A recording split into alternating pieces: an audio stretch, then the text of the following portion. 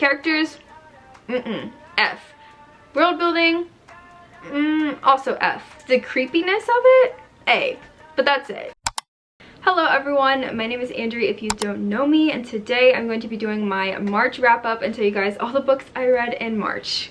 March was actually a really good reading month for me. I read 12 books, which is the most books I read this year in 1 month. I am so happy about that. I read a lot of books that I never read before, and I did do some rereads, but not that many, and I ended up reading 4,611 pages, which is kind of like my average because last month I read 4,700 pages, so I think I read a couple books that were a little bit smaller this month. I have everything from 5-star to 2-star, some really great books, some great rereads, some great new reads, and then some I didn't like, so let's just go ahead and get into them. The first book I read I won't spend a lot of time on because I've talked about it quite a few times on my channel. You guys are probably sick of me talking about it, but I did read Golden Sun by Pierce Brown. This is the Nerdy Ink cover. Look how gorgeous it is.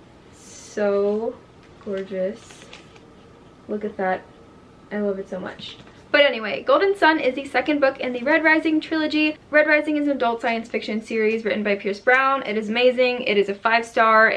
I've read it so many times, you guys. I've talked about it so many times because it's just so good. So definitely check it out if you have not checked it out because I love it so much. After that reread, I ended up reading All Your Perfects by Colleen Hoover. It is an adult romance book, and I wasn't expecting to like it, but I actually gave it 4 stars. All Your Perfects was kind of a book that I didn't expect to go into the things it did. I thought it was going to be a lighthearted romance, and it's definitely not. But basically in this book, there's 2 characters named Quinn and Graham, and they are married, but they have like a troubled marriage and go through a lot of things. This book deals with a married couple that cannot conceive a child, and that puts a lot of stress on their relationship. It's definitely really heartbreaking, and it's a book about a couple that is perfect for each other, still having struggles and still trying to figure out if they can salvage their marriage. I really enjoyed it. I thought it was a book about 2 very imperfect people that do make a perfect couple but still have to figure out how to have a life together and how to fix their issues.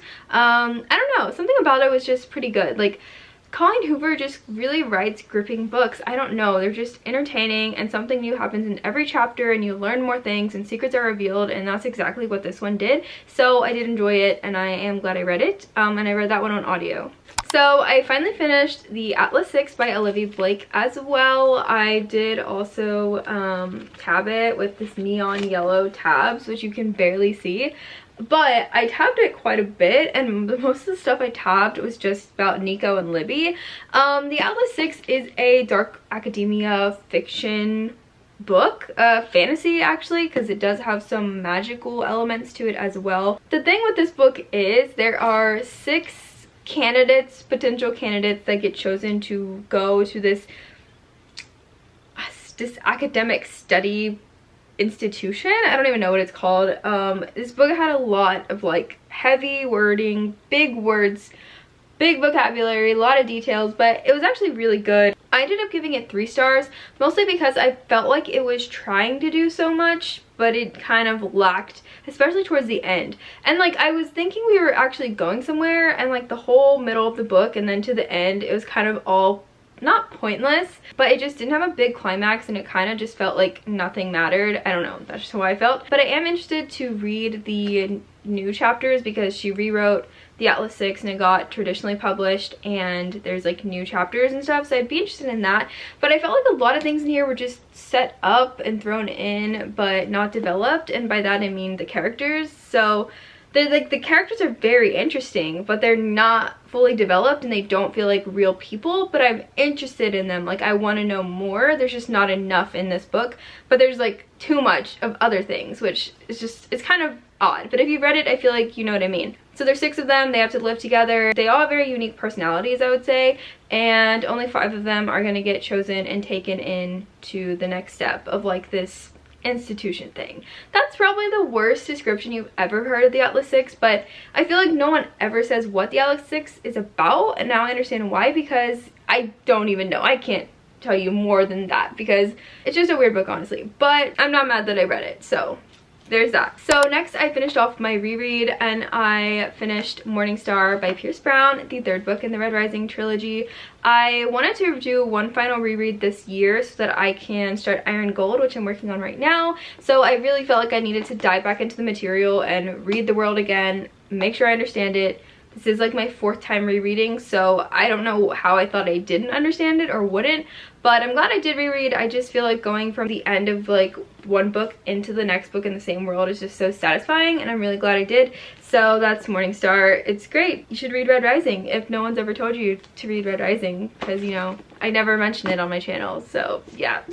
Okay, so now we're getting into books that I hadn't read that I'm really excited to talk about. So I read The Spanish Love Deception by, who is it? Elena Armas. This book, I gave it 4 stars, okay? I didn't hate it. I did not love it. Like, it wasn't the Love Hypothesis good, but it wasn't bad.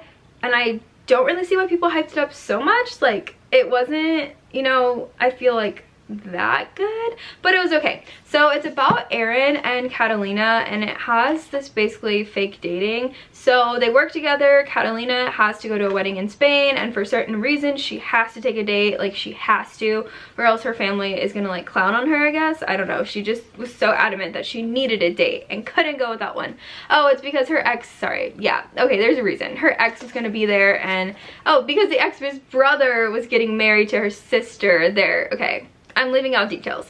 But anyway, okay, there's kind of a lot of tea there and drama and family drama. But her ex was gonna be there, so she knew she needed to bring her own date. I mean, I get it, like, whatever.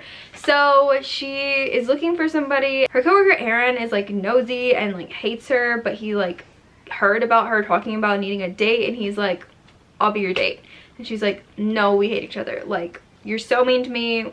I don't like you anymore. Like, I thought we could be friends, but I don't like you. And then they go. They go to Spain and go to a wedding, and they fake date. So once they actually got into going to Spain, and we had forced proximity, we had the fake dating, we had a lot of things going for us. We had some deep conversations that were happening with some sweet moments. So all in all, it was a pretty good book. I just felt like it was a bit cringy at times. Like, the dialogue was definitely not something that people would say. It was just in there because it would be a cute romance, but it just wasn't too realistic to what real people would do. And the other reason I gave it 4 stars and like didn't give it that final 5-star is also because I feel like it's nothing new. Like, it's not anything profound. It's not anything that you can't find in another book. Yeah, okay. Oh, and The Spanish Love Deception does have one trigger warning I wanted to mention that I heard. I listened to it on audio, so whenever I heard it, I was like, I didn't know that this was in there. Nobody's ever talked about it. But it does have a mention of an eating disorder, and like that the main character, like briefly, like I think in one chapter, mentions how she's not eating much and like for a reason, and it was kind of a big deal. Like, it was a moment, and no one ever talks about that. But trigger warning, mention of an eating disorder. Okay. Now we can move on to the next one. So I read Let's Call It a Doomsday by my girl Katie Henry. Y'all know I love Katie Henry so much. I was so happy to find another Katie Henry on audio, and that was Let's Call It a Doomsday. I want to get this book so bad. I don't have it physically. I read it on audio, but I love the cover so much. It's so cute. I don't know. Her covers are just very humorous to me, but I love them. They're so colorful. They're so funny. They're just everything to me. This one is definitely not my favorite book by her. It was still really good. Like, I would prefer it over a lot of other books, but I do just like love everything she writes. I feel like I just get her. I feel like we're on the same wavelength. I don't know. So I think it's really clever that this book is called Let's Call It a Doomsday, because the main character Ellis truly thinks that the world is ending. She's in high school. She has anxiety, so it has anxiety rep, and I think it's done really good because Katie Henry just does all the tropes that she wants to put in her book so good. But Ellis meets this person, and she's already anxious about like everything. She hyperfixates on so many things in her life, but she meets this girl named Hannah who tells her that she had a premonition of the end of the world, and she knows when and how it's gonna happen. So that sets Ellis off. She's like, here's the proof I needed. I knew the world was gonna end. I knew it, and now I have my proof. So she's trying to befriend Hannah, or just get her to talk to her, help her in any way she can to figure out when the world is going to end and how she can be prepared and all this stuff. She just goes down a catastrophic spiral. That's how I would describe Ellis. As Ellis is learning more about Hannah, she's learning some secrets that she wasn't expecting. She also meets a couple new friends and people that she wouldn't have met before. She's dealing with interpersonal family problems as well, and so many things. And there are a couple other tropes or representations I wanted to mention. Not only does this book deal with anxiety, but it does also have Mormonism in it. Like, I think that's the proper term, Mormonism? If I got that wrong, I'm sorry. But Ellis is Mormon, and there's another character in the book that's her friend who is also Mormon. So I think it's so, not odd, but like interesting that in Katie Henry's other book, Heretics Anonymous, she talked about Catholicism, and then in this book she's talking about Mormonism. She just goes into these random niche things. Like, I just think it, I don't know, her brain, wild. But it does have that in there, and it's just casual. Like, I like books that go into different cultures or religions but don't make it everything about the book. It's just how it is, and it's just how people are, and I feel like that's so realistic because everyone has their own different religions, backgrounds, all that, and I like to see that incorporated realistically into books. So it has that, and it also does have bisexual rep too, because some of the characters in there are bisexual, so there's that rep too and all that. But I loved it. Let's Call It Doomsday, highly recommend. Next, I read one of my new all-time favorite books, best book I've ever read. Like, I love it so much. It's up there, definitely gonna be on my top 5 list, I think. But it is This Woven Kingdom by Tahereh Mafi. This is what it looks like. I have the Illumicrate copy, so it looks different than the regular cover. It's about a girl named Alizé who is part Jinn, and in this world, Jinn are basically like on the outcast of the kingdom, and they've been like sent away. They can't rule their own people anymore. But there is one long lost princess of the Jinn, queen, could be queen, who happens to be hiding as a servant, who is Alizé. The other side of this is we have a boy who is a prince who will come into kingship one day. That is Kamran. He has returned from war to help his grandpa because his grandfather is old, sick, all that stuff. Wants to teach him how to become king, and that he needs to learn the importance of his role in his kingdom and in his society. When something happens and they discover that Alizé is a bit off, Kamran thinks that she is a spy for his kingdom, like spying on his kingdom, and his grandfather looks into it further, figures out issues with Alizé, and sets Kamran and everybody else on a, not chase, but sins to get her, capture her. We need to kill her is basically what's happening. So it has definitely some enemies to lovers in the way that they are supposed to be enemies, but they don't really have any issues towards each other. They're not a Jude Carden who like hate each other, but they are supposed to not like each other, and that was great. I definitely think that the first maybe 100 pages of this book isn't exactly too fast-paced, but I still like it. The writing's beautiful. Like, all the stuff that happens at the beginning has to do with stuff that happens at the end. There's so much that you can go into and have some deep world building. Like, she's really setting up for a big fantasy world, which I love. And the way this one ends on such a cliffhanger, the next book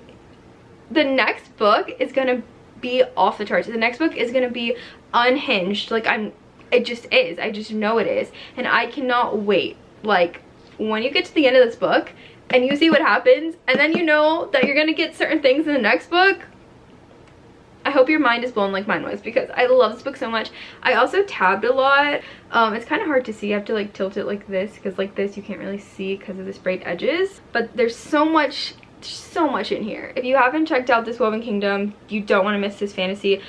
Get into it early, because you know, whenever you've like, you're gonna read The Cruel Prince but all the books were already out, so you can't like be on the train of like hyped up for the next book.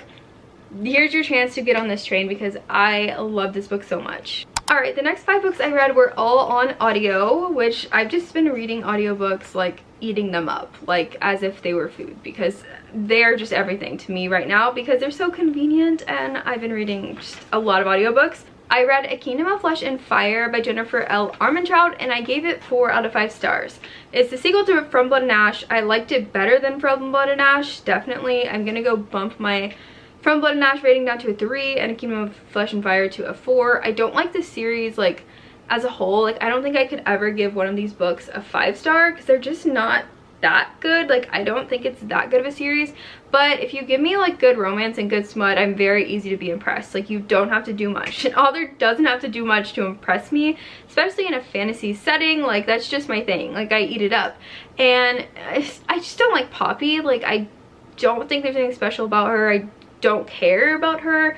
I don't even care about the guys, Kieran and Castile. I don't care about them either that much. I did like what she did with Poppy and Castile, and that we have their relationship kind of set up. Like, we know that they have had a thing in the first book, and so in this one they're not separated, which I feel like always happens in middle books. Like, something has to happen that the characters are not together in a sense as in a relationship, but in the same area and the same place.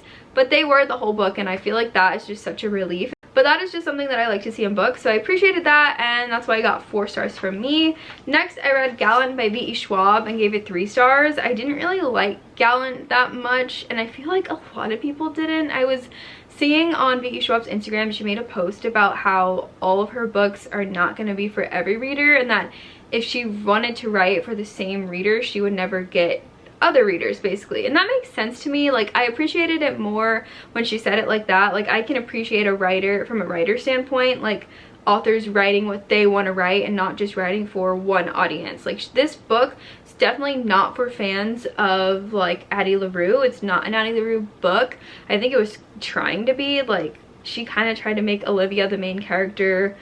She just tried to make her too main character-y, and it just didn't pay off. Let me tell you what it's about.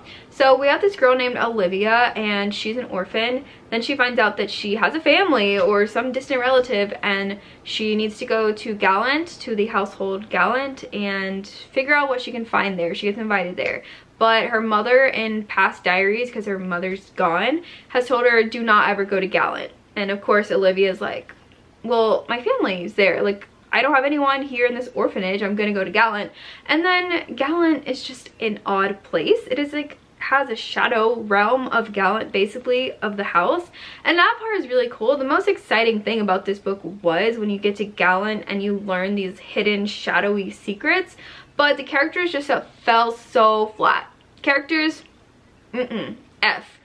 World building, also F. But like, the creepiness of it, A. But that's it. So that's why I got 3 stars. It was in the middle. It was just wouldn't reread. I honestly want to buy it, but only just to have it with the rest of my V.E. Schwab books. But I don't think I will ever read it again. And I honestly think this is one V.E. Schwab book that you could pass on. But it's also, you know, a little bit, it's kind of interesting. So if you have like an inkling to read it at all, I would check it out, but just don't go into it expecting it to be the next Addie LaRue, because it's not. Not in terms of like the story, like the same summary, but like in terms of being a big hit. Like, Addie LaRue was huge and everybody loves it on TikTok now and stuff. Yeah, it's not that. Oh, there was actually a couple things special about Gallant though. The main character is nonverbal, so in the whole book she does not speak at all. And I think there was a reason given. Maybe there wasn't. Like, I thought at some point she would speak, but she never did. And I don't know what she was trying to do with that. I mean, it was cool, it was interesting, but it was kind of also, sometimes I didn't like it, but whatever.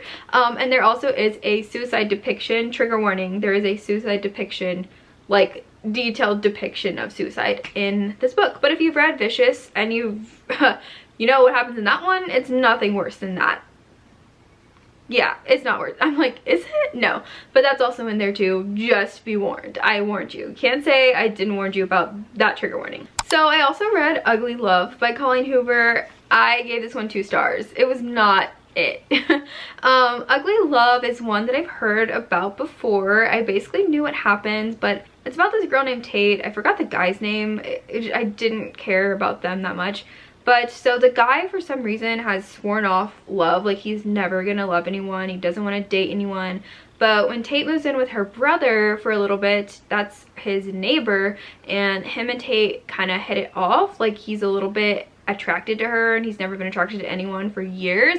And this book, we're told in flashbacks, so we get flashbacks to the boys' past, and so we're slowly like learning why he doesn't want to love anyone, and then Tate is just there like, we can just hook up, it's fine. And he's like, okay great, but I'm never gonna love you. And she's like, no, yeah, it's fine. And then we get to her chapters in her head and she's like, but well, maybe he'll love me, and maybe we're gonna be a thing. And I'm like, he literally told you he's not gonna.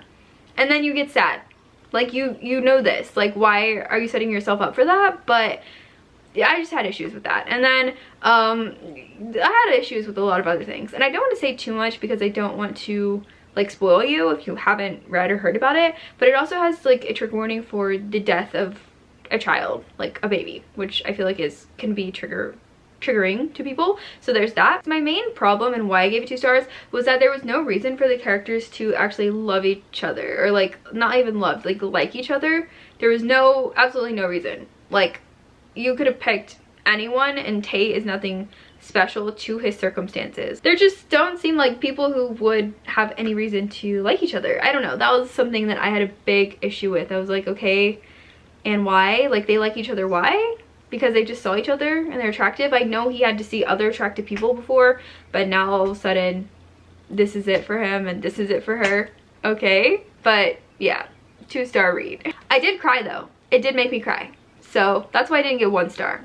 I also read Only a Monster by Vanessa Lynn, and I really love that book. I hadn't even heard about it, but now I've been seeing a lot about it, and I guess it's actually like a big fantasy thing. If you haven't heard about it though, now you're hearing about it. So Only a Monster is really cool. There's a couple things that I wrote down that I wanted to mention. So it has an anti-hero, like the main character is an anti-hero. She's literally a monster. Like, they literally call these people who have abilities to take time from people they take it off the end of a person's life, and it can be used for themselves to travel back or forward in time. They're called monsters, and that's kind of funny. Like, there's no other, they're just monsters, which makes sense. They're like slowly leeching off of people and killing them, but very anti-hero, very fun. I liked it. We got to travel back in the past to like historical times. We got to just do a lot of traveling within dimensions and within time, and that was cool. It also has a very slow burn to the point where I still don't know if there was even a relationship or if it was even supposed to be something. And it has lovers to enemies and enemies to lovers, and it could be like almost a love triangle, or like girl has 2 options. We've got options here, which I was like, okay, I'm here for it. I love to pick a side. I love the like Peeta versus Gale. I love the Jacob versus Edward. I eat that up. So I was like, give me the love triangle. And so there's kind of that as well. And the 2 main characters, one of them is a monster, one of them is a monster hunter, and like wants to kill every monster ever. And there's some rivalry amongst monster families. There's just a lot of cool aspects to the book that I really liked. I will say it wasn't a 5-star because the pacing was a little bit slow. Like, it wasn't the fastest pacing, and it was maybe a little bit boring at times, but not too boring to where I was like, I don't want to read this. It was just boring to where, you know, when you want to get to certain parts because they're just more interesting to read about. That was the deal. So that was Only a Monster. I can't wait for the sequel. There has to be a sequel. Like, I am dying for the sequel, and this book just came out. So you should read Only a Monster if you like fantasy. Not too much romance, but like, if you like slow burn, you'll be satisfied with this. And the final book I read is You Truly Assumed. I don't have the author written down and my phone fell on the ground. I will put a picture of it though so we can know who wrote it. You Truly Assumed is about 3 Black Muslim teenager girls. They are strangers, which is the coolest aspect of this book, is that you take these 3 characters, these 3 people who are strangers and live in different states in the US, but they all bond over the fact that they're Black Muslim girls, and they work together on this website that one of them ends up creating that she was just gonna journal in, basically like online journaling, and it ends up getting published and goes public. At the beginning of this book, there was a catastrophic event that happened, and people were quickly trying to blame it on Muslims, and so that kind of triggers the rest of the book being about the hardships that these girls faced in their lives being Muslim. And I thought it was a really interesting book. It was good, like it was impactful, it was important.